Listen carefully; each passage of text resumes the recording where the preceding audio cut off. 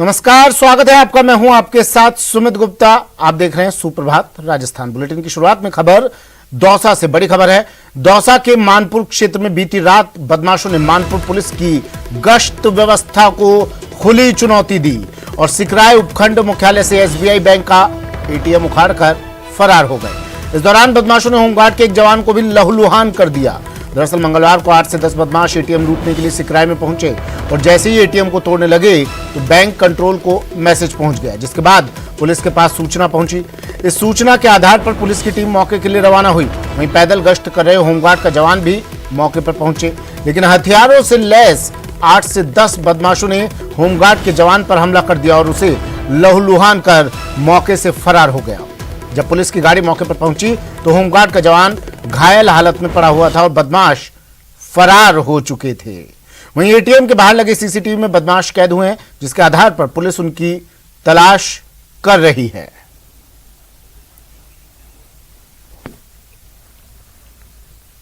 Actual तो जब हमारे आएगी सिस्टम लॉगिन करेंगे तब पता लगेगा, लेकिन अबाउट लगभग 10 लाख रुपए इसमें होगा कैश, क्योंकि मशीन है, ये एटीएम नहीं है, डिपॉजिट मशीन और निकालने की दोनों इसी में होते हैं, तो आता रहता है जाता रहता है, तो एक्चुअल पता नहीं रहता है इसमें हमने कितना डालते नहीं है। एक्चुअल में पब्लिक जमा करती है ना, वो पैसा है और कुछ लगभग कितना था सर? 10-1 लाख रुपए के आसपास हो।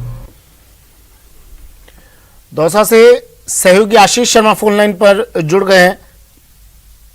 आशीष, एक बार फिर पुलिस को खुली चुनौती इन बदमाशों की। कितना पैसा इस एटीएम में बताया जा रहा है, पुलिस क्या कर रही है, जांच कहां तक पहुंची है? बिल्कुल, ये करीब 3:15 बजे की घटना है। अभी कुछ घंटे पहले की घटना है और कल इस एटीएम में 10,75,000 रुपए थे और ये जो एटीएम है इसमें कैश को विड्रॉल भी किया जाता है और कैश को जमा भी कराया जाता है। ऐसे में कैश को टोटल कितना था वो अभी तक पता नहीं लग सका है, लेकिन 10 लाख रुपए से अधिक की राशि इसमें हो सकती है, जिसको जो बदमाश हैं, करीब 8 से 10 बदमाश हैं, वो इसको उखाड़ कर ले गए और एक पिकअप में रख कर लेके गए हैं। सीसीटीवी फुटेज में ये घटना कैद हुई है कुछ सेकंड की, उसके बाद में उन्होंने सीसीटीवी भी तोड़ दिया, जिसके कारण पूरी घटना कैद नहीं हो पाई है। और जो पैदल गश्त कर रहा था एक होमगार्ड का जवान, उसको लहूलुहान किया गया है। उसकी हालत काफी गंभीर है, उसके सिर में और शरीर के कई अंगों पर चोट आई है, वो सिकराई अस्पताल में एडमिट है। पुलिस की टीमें अब अलग अलग क्षेत्र में दबिश दे रही हैं और सीसीटीवी फुटेज के आधार पर पुलिस जांच कर रही है। और क्योंकि 1 माह पूर्व भी बांदीकुई में भी इसी तरह की घटना हुई थी, एटीएम उखाड़ के ले गए थे और दौसा के आसपास के जितने भी जिले हैं, चाहे अलवर, भरतपुर, सवाई माधोपुर, टोंक, सभी जगह पर इस तरह की घटनाएं हो चुकी है। ऐसे में पूर्वी राजस्थान में एटीएम के लुटेरे पूरी तरह सक्रिय है। पिछले 1 माह में आसपास के जिलों में काफी घटनाएं हुई हैं और दौसा में भी 2 घटनाएं इस तरह की देखने को मिल चुकी हैं। लेकिन कारण क्या है? सॉफ्ट टारगेट क्यों बनते जा रहे हैं ये एटीएम? लुटेरों के निशाने पर क्यों है ये एटीएम? बिल्कुल, सबसे बड़ा कारण तो जो एटीएम जो बूथ होता है वहां पर गार्ड नहीं है। बैंक प्रबंधन की बड़ी लापरवाही सामने आई है। जो बैंक के मैनेजर से बात हुई तो उनका कहना है कि केवल 2 गार्ड थे, जो 2 गार्ड दिन के समय रहते हैं, रात के समय ये भगवान के भरोसे रहते हैं। दूसरा, जैसे ही सर्दियां शुरू हुई हैं, ऐसे में इस दौरान ये जो मेवात की जो गैंग होती है वो सक्रिय हो जाती है और वो वारदात को अंजाम देती है, क्योंकि लोग सर्दियों में ठीक तरीके से सोते हैं और जाग कम पाते हैं, इसलिए इस तरह की घटनाएं होती हैं। और ये जो मेवात के आसपास का जो इलाका है, पूरे 3-4 जिले हैं, इन सभी जगहों पर इस तरह की वारदातें हुई हैं और दौसा में 1 महीने में 2 ऐसी वारदातें हो चुकी है, जिससे पुलिस की पोल खुल गई है, कानून व्यवस्था की और गश्त व्यवस्था की पोल खुल गई है जी। लेकिन पुलिस क्या कर रही है? पुलिस की गश्त व्यवस्था क्या कर रही है? रात्रि गश्त होती है, रात्रि गश्त की नाम की कोई चीज होती है, लेकिन पुलिस की लापरवाही के कारण लगातार लुटेरे एटीएम को निशाना बना रहे हैं अपने। दूसरा, क्या एक कारण ये भी माना जा सकता है कि एटीएम में जो पैसा होता है वो इंश्योर्ड होता है, इस वजह से ही बैंक प्रबंधन इस ओर से लापरवाह रहता है? बिल्कुल निश्चित रूप से जो पैसा पूरा इंश्योर्ड होता है तो बैंक प्रबंधन है जो गार्ड की पर्याप्त व्यवस्था नहीं करता है, क्योंकि इस तरह की वारदात होती है तो इनको इंश्योर्ड पैसा वापस मिल जाता है, इसलिए बैंक वाले इस क्षेत्र में ध्यान नहीं देते। लेकिन निश्चित रूप से जनता का पैसा होता है, लेकिन वो ऐसे लूटा जा रहा है। और दूसरा जो दोनों घटनाएं हुई हैं, पहले बांदीकुई में हुई और आज सिकराई में हुई, दोनों उपखंड मुख्यालय है। ऐसा नहीं है कि कोई छोटा मोटा गाँव हो जहाँ पर पुलिस की गश्त व्यवस्था नहीं रहती हो, बिल्कुल उपखंड मुख्यालय है जहाँ एसडीएम डीएसपी सब बैठते हैं। उन क्षेत्रों में इस तरह की घटना हुई है, ऐसे में पुलिस की गश्त व्यवस्था पर बड़ा सवाल उठता है, क्योंकि दावे किए जाते हैं कि उपखंड मुख्यालय और जिला मुख्यालयों पर गश्त। शुक्रिया आशीष तमाम जानकारी के लिए। और कोटा से बड़ी खबर आ रही है, जहां जमीन विवाद को लेकर दो पक्ष आपस में भिड़ गए। झगड़े में दो महिलाएं बुरी तरह से जख्मी हुई हैं। महिलाओं को अस्पताल में भर्ती करवा दिया गया है। एक महिला ने आंखों में मिर्ची डालने का आरोप लगाया है। कैथून थाना क्षेत्र के चारणहेड़ी गांव का ये पूरा मामला है। मामले की जांच में पुलिस जुट गई है। बड़ी खबर कोटा से, जमीन विवाद को लेकर दो पक्ष भिड़े। झगड़े में दो महिलाएं बुरी तरह जख्मी। महिलाओं को अस्पताल में कराया भर्ती। आंखों में मिर्ची डालने का आरोप लगाया एक महिला ने। कैथून थाना क्षेत्र के चारणहेड़ी गांव का पूरा मामला। मामले की जांच में पुलिस जुट गई है। कोटा से बड़ी खबर।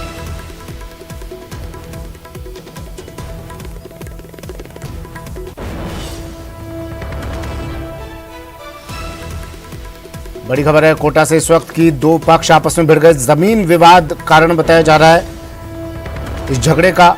दो महिलाएं इस झगड़े में बुरी तरह से जख्मी हुई हैं, जिन्हें अस्पताल में भर्ती करवा दिया गया है। या गर्दन अलग चीज आ जाए, मार के मंगलसूत्र तोड़ ले और हमारी मम्मी की चेन या झुमकिया तोड़ ले। कहा क्योंकि कार बार बार तो खेत में चल जाओगे ना तो खत्म कर दूंगा हमारा आदमी से, हमारे भाई से। कोटा से सहयोगी ओम प्रकाश फोन लाइन पर जुड़ गए हैं। ओम प्रकाश, क्या ये पूरा मामला, क्यों ये झगड़ा हुआ था, घायल महिलाओं की क्या स्थिति? देखिए, कोटा के चारणहेड़ी गांव है, कोटा से सटा हुआ इलाका है, वहां ये खेत में झगड़ा हुआ था और एक ही परिवार के दो अलग अलग जो पक्ष है वो बताए जा रहे हैं। महिलाओं के साथ बर्बरता की जो है वो तस्वीरें सामने आई है। उनके शरीर पर कई गंभीर चोटों के निशान हैं और गंभीर जो आरोप है वो उसके गुप्ता अंगों में मिर्ची डालने का जो गंभीर और मानवता को शर्मसार करने का ये जो आरोप लगाया है, ये बहुत बड़ी घटना कही जा सकती है। हालांकि पुलिस इस मामले को निराधार बता रही है, लेकिन महिलाओं ने इस तरह के आरोप लगाए। फिलहाल उनकी हालत में सुधार है, लेकिन दोनों को एमबीएस अस्पताल में भर्ती करवाया गया है और जो कैथून थाना पुलिस है वो पूरे मामले की जांच कर रही। बताया जा रहा है कि करीब 1 दर्जन से अधिक लोग, जिसमें महिलाएं भी शामिल थी, खेत में आकर इन महिलाओं पर हमला बोल दिया था। जमीनी विवाद को लेकर पिछले कई दिनों से इनके बीच झगड़ा चल रहा था। इस झगड़े का ये रूप इतना बड़ा हो गया कि ये लाठियां, सरिये और कुछ धारदार हथियार भी बताए जा रहे हैं वो लेकर वहां पहुंच गए और उनपे बर्बरता से उन पर हमला किया और ताबड़तोड़ हमला करने के बाद घायल अवस्था में उनको छोड़ के वहां से फरार हो गए। फिलहाल इन दोनों महिलाओं को एमबीएस अस्पताल में भर्ती करवाया गया है, लेकिन बताया जा रहा है कि फिलहाल एक पक्ष से जो है पीड़ित है, इनकी तरफ से जो मामला दर्ज करने के बाद करीब 1 दर्जन लोगों के नाम सामने आए हैं। फिलहाल कैथून थाना पुलिस इन आरोपियों की तलाश में जुटी हुई। जी ठीक है, शुक्रिया ओम प्रकाश तमाम जानकारी के लिए। और एक और बड़ी खबर आ रही है चित्तौड़गढ़ से। चित्तौड़गढ़ में 2 करोड़ 60 लाख कैश पकड़े गए हैं। जिला मुख्यालय कोतवाली थाना पुलिस की कार्रवाई, लग्जरी कार से राशि बरामद की गई है। 2 संदिग्धों को पुलिस ने डिटेन भी किया है। कोतवाली थाना पुलिस मामले की जांच में जुट गई है। बड़ी खबर चित्तौड़गढ़ से, 2 करोड़ 60 लाख की राशि कैश पकड़ी गई चित्तौड़गढ़ में। 2 करोड़ 60 लाख कैश पकड़े गए चित्तौड़गढ़ में। जिला मुख्यालय कोतवाली थाना पुलिस ने ये बड़ी कार्रवाई की। लग्जरी कार से राशि बरामद की गई है। 2 संदिग्धों को भी पुलिस ने डिटेन किया है। कोतवाली थाना पुलिस पूरे मामले की जांच में जुट गई है।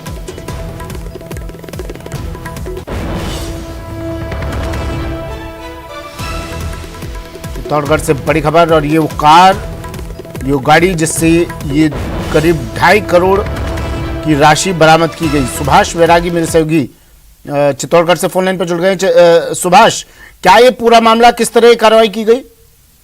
बिल्कुल जिला पुलिस अधीक्षक राजेंद्र दुष्यंत द्वारा इस बारे में निर्देश जारी किए गए हैं कि वाहनों की लगातार धरपकड़ की जाए, बिना नंबरी लग्जरी वाहन जो उनकी जांच की जाए। और इसी दौरान कोटा से आती हुई हाईवे पर एक गाड़ी पुलिस को मिली थी, इस पर पुलिस ने तलाशी ली तो 5 कट्टों में भरे हुए नोट मिले, जिनकी बैंक के अधिकारियों की मदद से मशीन लाकर जांच की गई तो गिनती में 2 करोड़ 60 लाख निकले। और जब दोनों लोग हड़बड़ा गए तो थाने लाकर पूछताछ किया गया और पता लगा तो जानकारी में सामने आया कि इस राशि के बारे में वो मौके पर कोई संतुष्टिपूर्वक जवाब नहीं दे पाया। तब 102 सीआरपीसी के तहत इस पूरे प्रकरण में राशि को जब्त किया गया और प्रारंभिक रूप से आशंका जताई जा रही है कि ये राशि जो है हवाला की हो सकती है। लेकिन फिलहाल इस मामले में अधिकृत जानकारी सिर्फ ये सामने आ पाई है कि इस राशि को पुलिस ने 102 सीआरपीसी के तहत जब्त कर लिया और 2 जो लोग इसके साथ हैं उनसे पूछताछ की जा रही है। पूछताछ के बाद स्थिति पूरी तरह स्पष्ट हो पाएगी कि ये पैसा हवाला गया है या किसी अन्य माध्यम से भुगतान किए जाने के लिए लाया गया था। अभी तक कुछ इन दोनों युवकों ने जिन्हें हिरासत में लिया गया है इस राशि के बारे में बताया।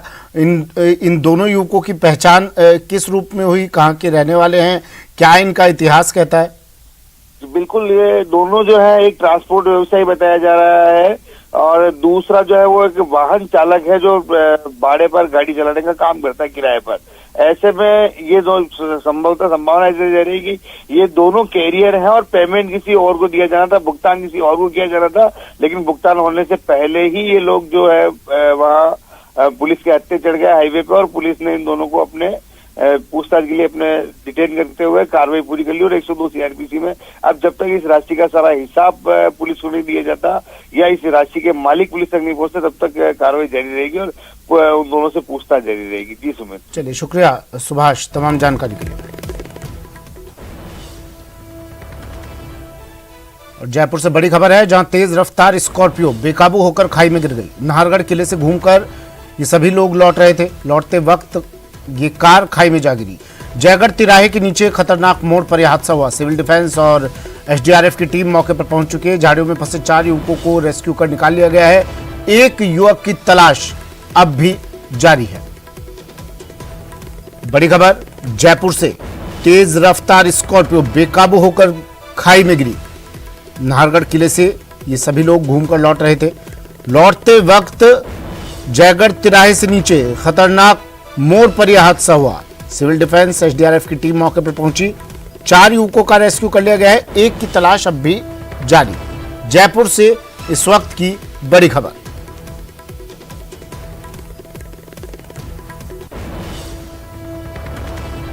तस्वीर आपको दिखा रहे हैं, रेस्क्यू के वक्त की तस्वीर आपको दिखा रहे हैं। सिविल डिफेंस और एसडीआरएफ की टीम मौके पर पहुंची और 4 युवकों को रेस्क्यू कर बाहर निकाला गया। विष्णु मेरे सहयोगी जयपुर से फोन लाइन पर जुड़ गए हैं। विष्णु, किस तरह यह हादसा हुआ और एक युवक जो अब भी फंसा हुआ है उसके बारे में क्या जानकारी मिल पा रही है?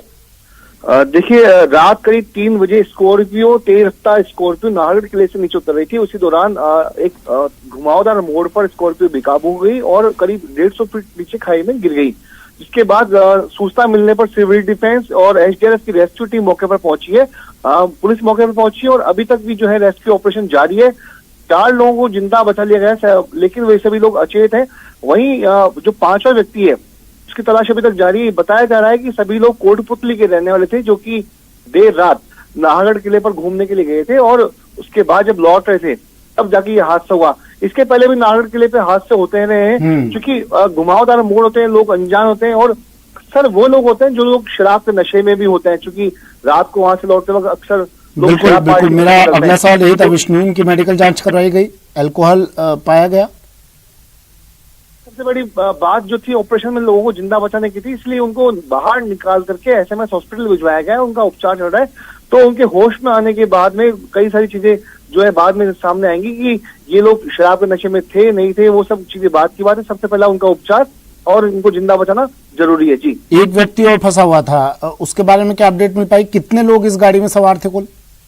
देखिए, स्कॉर्पियो में करीब 5 लोगों के सवार होने की अब तक की जानकारी सामने आई, जिनमें 4 लोगों को बचाया गया। 5वां जो है व्यक्ति, उसकी तलाश अभी तक भी जारी है। रेस्क्यू ऑपरेशन अभी नाहरगढ़ किले पे चल रहा है और करीब 150 फीट नीचे की तरफ, यानी जब लोग स्कॉर्पियो जब खाई में गिरी, हवा में उछाल के साथ में नीचे गिरी, तो स्कॉर्पियो सवार लोग अलग अलग जगह जाकर गिर गए। ऐसे में ड्रैगन टॉर्च की मदद से रात 3 बजे ऑपरेशन शुरू हुआ और अभी तक भी जो ऑपरेशन है वो जारी है। जी, जो व्यक्ति लापता है उसकी पहचान किस रूप में हो पाई है? इन चारों ने अगर इन चारों युवकों को जिन्हें रेस्क्यू कर बाहर निकाला गया है, इनसे बातचीत हो पाई हो, इन्होंने बताया हो पुलिस को? देखिए, जो व्यक्ति जिस हादसे में घायल हुए उनकी स्थिति इस तरह की नहीं थी कि वे ज्यादा कुछ जानकारी देने में बता पा रहे हैं, लेकिन इतना ही मालूम चल पाया गाड़ी के नंबरों से कि गाड़ी जो थी वो कोटपुतली की थी। और घायलों के जब होश में आएंगे उसके बाद उनके नाम और पते मालूम चलेंगे। दुर्घटना थाना पुलिस भी मौके पर है। उसके अलावा एक पुलिस की टीम को एसएमएस हॉस्पिटल भेजा गया है जहां पर घायलों का उपचार जारी है और वहीं पर उनके होश में आने पर ज्यादा जानकारी मिल पाएगी। जी, ठीक है, शुक्रिया विष्णु तमाम जानकारी के लिए। विष्णु शर्मा मेरे सहयोगी जयपुर से फोन लाइन पर जुड़े। खाई में स्कॉर्पियो गिरी, ये तस्वीरें भी आपको दिखा रहे हैं। 5 युवक इस स्कॉर्पियो में सवार थे, 4 को रेस्क्यू कर बाहर निकाल लिया गया है। एक की तलाश अब भी जारी है। नाहरगढ़ से वापस लौटते समय खतरनाक मोड़ पड़ता है कि उस पर आए दिन हादसे होते भी रहते हैं।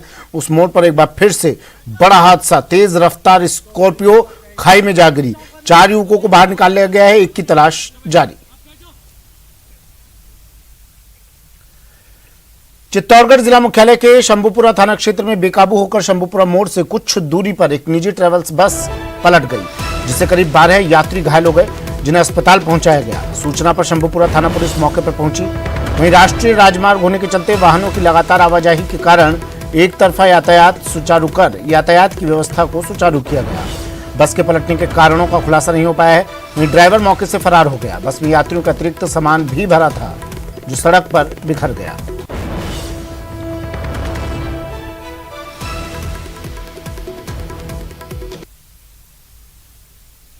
अभी सत्तर के अंदर एक बस की पलटने की सूचना मिली थी, जिसमें मैं शंभूपुरा से मेरे जाते हुए पहुंचा मौके पे। तो यहाँ से 2-3 जो मजदूर थे उनको हॉस्पिटल चित्तौड़गढ़ में रवाना कर दिया एम्बुलेंस के द्वारा। और ये बस जो थी ये देवगढ़ से इंदौर जा रही थी। करीब 7-8 सवारी थी इसमें। ट्रैफिक को धीरे-धीरे चालू कराया जा रहा है और मौके पे शांति कायम है। उदयपुर से बड़ी खबर है। घंटाघर इलाके में फायरिंग की खबर। उदयपुर से बड़ी खबर, नई पुलिया पर यह फायरिंग की गई। एक व्यक्ति के पैर में 3 गोलियां लगी हैं, घायल को अस्पताल पहुंचाया गया। बड़ी खबर उदयपुर से, घंटाघर इलाके में फायरिंग की सूचना। नई पुलिया पर यह फायरिंग हुई है। बताया जा रहा है एक व्यक्ति के पैर में 3 गोलियां लगी हैं। क्यों ये फायरिंग की, किसने ये फायरिंग की, यह भी साफ नहीं हो पाया है। घायल को अस्पताल पहुंचा दिया गया है। पुलिस क्या कर रही है इस पूरे मामले में, ये भी जानने की कोशिश करेंगे। लेकिन फिलहाल ये बड़ी खबर है। उदयपुर से घंटाघर इलाके में फायरिंग की गई। नई पुलिया पर यह फायरिंग हुई और एक व्यक्ति के पैर में 3 गोलियां लगी है। गलती से फायरिंग हुई, जानबूझकर किसी को निशाना बनाया गया, क्या था ये पूरा मामला अभी साफ नहीं हो पाया है। लेकिन गंभीर घायल को, जिसके पैर में 3 गोलियां लगी हैं, उसे अस्पताल में भर्ती करवा दिया गया है। इलाज जारी है उसका। बड़ी खबर उदयपुर से, घंटाघर इलाके की नई पुलिया पर फायरिंग।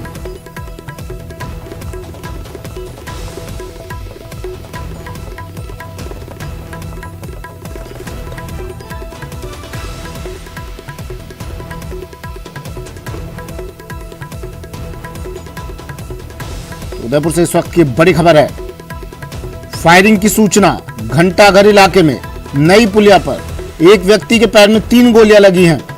अब इस गंभीर घायल को, जिसके व्यक्ति के पैर में गोलियां लगी है, जख्मी हालत में इसे अस्पताल में भर्ती करवा दिया गया है। पुलिस अब इस पूरे मामले की जांच कर रही है। उदयपुर से खबर है, रेल पुल ब्लास्ट केस। डूंगरपुर में विस्फोटक मिला है। घटनास्थल से 90 किलोमीटर दूर ये विस्फोटक मिला। 150 किलो से ज्यादा विस्फोटक बरामद हुआ है। यहां से आसपुर में नदी के पानी में यह विस्फोटक मिला है। गड़ानाथ जी गांव के पास सोम नदी के पुल के नीचे विस्फोटक पाया गया। 8 कट्टों में 186 जिलेटिन की छड़ें भरी हुई थी। पानी में डूबने से विस्फोटक खराब हो गया है। आसपुर थाना पुलिस ने विस्फोटक जब्त कर अब जांच शुरू कर दी है। बड़ी खबर उदयपुर रेल पुल ब्लास्ट केस से जुड़ी एक्सक्लूसिव तस्वीरें देखिए। ये बोरा, ये कट्टा जिसमें विस्फोटक मिला है। 150 किलो से ज्यादा इस विस्फोटक की मात्रा बताई जा रही है। 8 कट्टे थे ऐसे, जो ये तस्वीरों में दिखाई दे रहे हैं। इस तरह के 8 कट्टे, जिनमें 186 जिलेटिन की छड़ें, यानी कोई बड़ी साजिश थी। अब इससे इनकार नहीं किया जा सकता है कि रेलवे पटरी, रेलवे ट्रैक उड़ाने के पीछे कोई बड़ी साजिश थी। जिलेटिन की छड़ें मिली हैं, 186 जिलेटिन की छड़ें, जहां पर रेल पोल ब्लास्ट किया गया, रेलवे पटरी, रेलवे ट्रैक को जहां ब्लास्ट किया गया उस जगह पर विस्फोटक मिला है। वहां से करीब 90 किलोमीटर दूर यह विस्फोटक मिला है।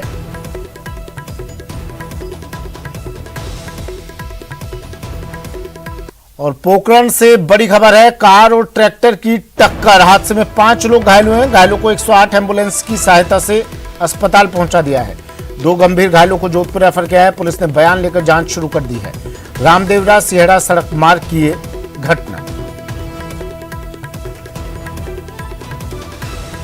बड़ी खबर पोखरण से, कार और ट्रैक्टर की टक्कर, 5 लोग घायल, सड़क हादसा, 5 लोग घायल, 2 गंभीर घायलों को जोधपुर रेफर किया गया है। पुलिस ने जांच शुरू कर दी है। रामदेवरा सिहड़ा सड़क मार्ग पर यह भीषण सड़क हादसा। रतनगढ़ में पुलिस का बड़ा एक्शन, पुलिस की बड़ी कार्रवाई। रतनगढ़ में 40 लाख रुपए की अवैध शराब के साथ 2 लोगों को गिरफ्तार किया है। पंजाब से जोधपुर जाते समय ये तस्कर हत्थे चढ़े। सरदार शहर उपचुनाव को देखते हुए पुलिस की पैनी नजर है और इस दरमियान ये बड़ी कार्रवाई रतनगढ़ में, पुलिस का बड़ा एक्शन। चूरू के रतनगढ़ से बड़ी खबर, अवैध शराब के साथ 2 गिरफ्तार, 40 लाख रुपए इसकी बाजार कीमत बताई जा रही है। पुलिस ने बड़ी कार्रवाई की। पंजाब से जोधपुर जाते समय ये शराब तस्कर पुलिस के हत्थे चढ़ गए।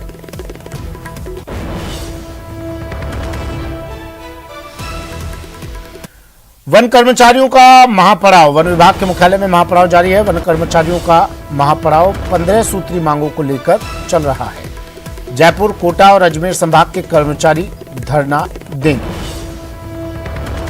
बड़ी खबर इस वक्त की, महापड़ाव वन कर्मचारियों का वन विभाग के मुख्यालय में 15 सूत्री मांगों को लेकर इनका महापड़ाव लगातार जारी। जयपुर, कोटा और अजमेर संभाग के कर्मचारी धरना देंगे।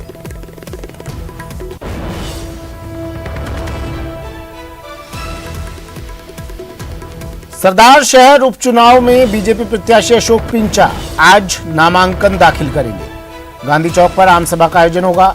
केंद्रीय मंत्री अर्जुन राम मेघवाल इस दौरान मौजूद रहेंगे। नेता प्रतिपक्ष गुलाब चंद कटारिया भी इसमें शामिल होंगे। उपनेता प्रतिपक्ष राजेंद्र राठौड़ सहित कई नेता इसमें शामिल होंगे।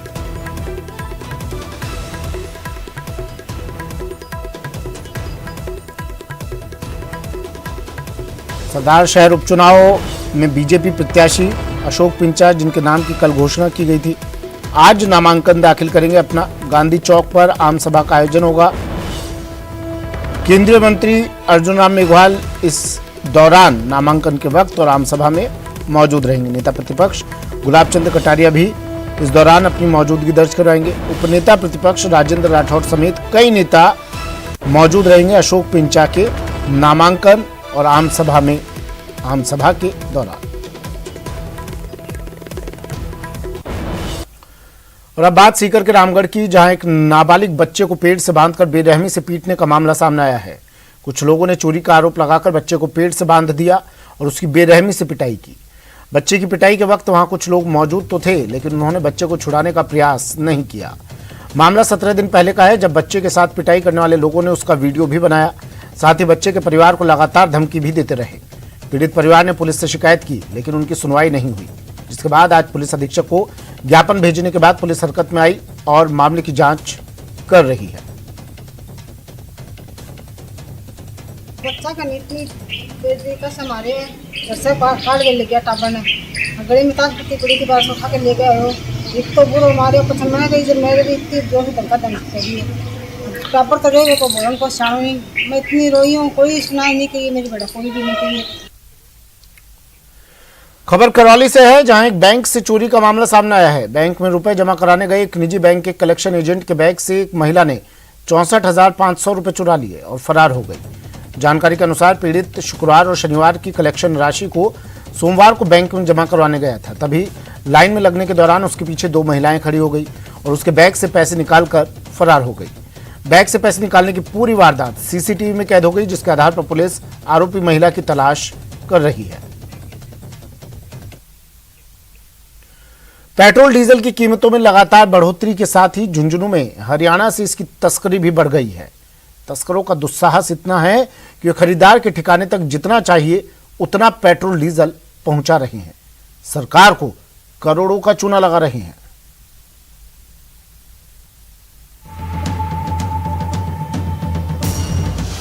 सस्ते पेट्रोल के लिए बॉर्डर पहुंच रहे लोग,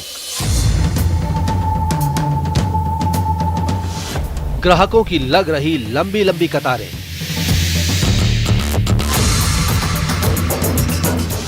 तस्करों की हो रही चांदी,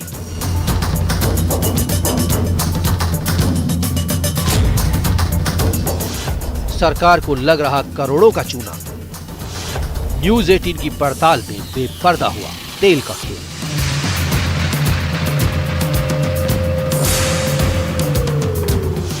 चौंकाने वाले खुलासे से जिम्मेदारों पर उठे सवाल।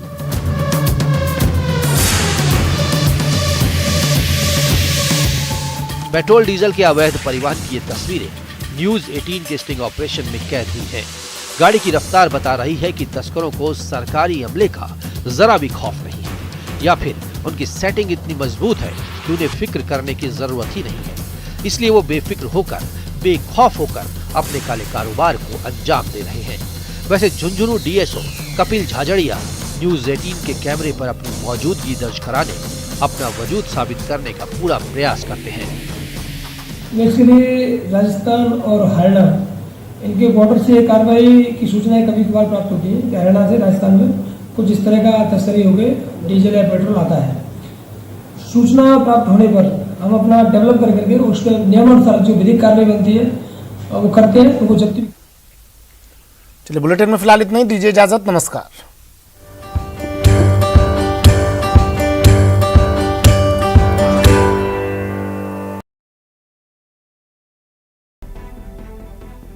राजस्थान में भारत जोड़ो यात्रा रूट में बदलाव। यात्रा में नाच गाने वगैरह जो देशभक्ति के गाने वगैरह होते, तो वाइल्ड लाइफ में वन्य जीवों को परेशानी नहीं हो, तो उसको हमने टालने की कोशिश की है।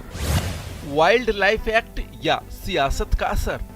सत्ता व संगठन का कहना है कि यात्रा का रूट जल्द ही फाइनल कर लिया जाएगा, लेकिन सबसे बड़ा सवाल ये उठता है कि क्या प्रदेश में चल रही सियासत और गहलोत पायलट की गुटबाजी के बीच पार्टी भारत जोड़ो यात्रा को उतनी सफलता दिला पाएगी जितनी उसे अन्य राज्यों में मिली है।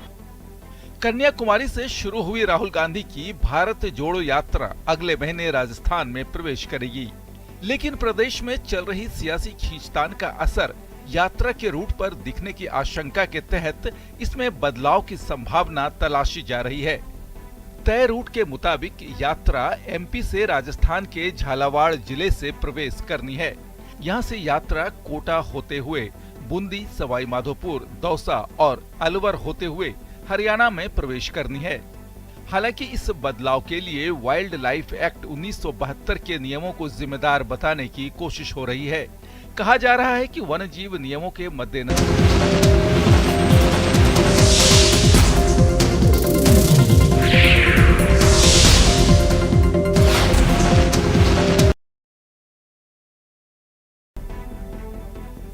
राजस्थान में भारत जोड़ो यात्रा रूट में बदलाव। यात्रा में नाच गाने वगैरह जो देशभक्ति के गाने वगैरह होते, तो वाइल्ड लाइफ में वन्य जीवों को परेशानी नहीं हो, तो उसको हमने टालने की कोशिश की है। वाइल्ड लाइफ एक्ट या सियासत का असर। सत्ता व संगठन का कहना है कि यात्रा का रूट जल्द ही फाइनल कर लिया जाएगा, लेकिन सबसे बड़ा सवाल ये उठता है कि क्या प्रदेश में चल रही सियासत और गहलोत पायलट की गुटबाजी के बीच पार्टी भारत जोड़ो यात्रा को उतनी सफलता दिला पाएगी जितनी उसे अन्य राज्यों में मिली है। कन्याकुमारी से शुरू हुई राहुल गांधी की भारत जोड़ो यात्रा अगले महीने राजस्थान में प्रवेश करेगी, लेकिन प्रदेश में चल रही सियासी खींचतान का असर यात्रा के रूट पर दिखने की आशंका के तहत इसमें बदलाव की संभावना तलाशी जा रही है। तय रूट के मुताबिक यात्रा एमपी से राजस्थान के झालावाड़ जिले से प्रवेश करनी है। यहाँ से यात्रा कोटा होते हुए बूंदी, सवाई माधोपुर, दौसा और अलवर होते हुए हरियाणा में प्रवेश करनी है। हालांकि इस बदलाव के लिए वाइल्ड लाइफ एक्ट 1972 के नियमों को जिम्मेदार बताने की कोशिश हो रही है। कहा जा रहा है कि वन्य जीव नियमों के मद्देनजर यात्रा के रूट में बदलाव किया जा सकता है। जो चेंज रूट पे है अभी टेंटेटिव AICC ने दिया है उसमें आगे पीछे कहीं जो गाड़ियाँ इतनी 60 गाड़ियाँ कंटेनर बड़ी गाड़ियाँ हैं, कहीं मुड़ने में न्यूरो रोड है, कहीं छोटी विलेज रोड आ गई बिल्कुल ही, तो उसको आगे पीछे हल्का फुल्का हम आगे पीछे देख के और मेन 7 मीटर चौड़ी सड़क पर लाने की कोशिश करके, भले थोड़ा बहुत चक्कर भी है। हालांकि राजस्थान में